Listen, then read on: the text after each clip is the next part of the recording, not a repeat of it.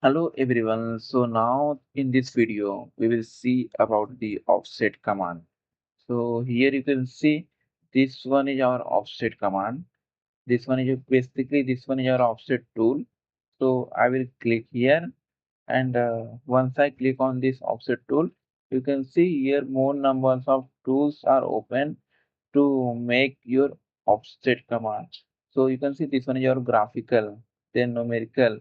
Here you can put the offset value, and this one your you wanted to make a copy or not. So let's see one by one. As of now, I just wanted to make the copy and making the offset with the help of graphical. We can make offset either with the help of graphical or with the help of numerical. So first see with the help of graphical. So I will just select this wall and taking the reference from here, and in this way in a graphical manner I can just see in the graphical way I can just draw the walls. See, and I just click here for the copy.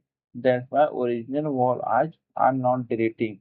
It's just making the copy. If I just remove the copy from here, now I will select the wall, and if I just move it, then it won't make copy here.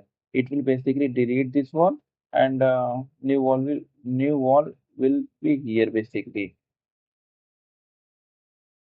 Now let's see about this numerical.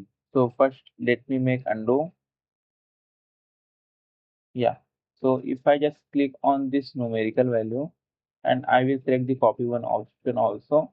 Now offset value put me as 1,000. Press enter. I will select this object.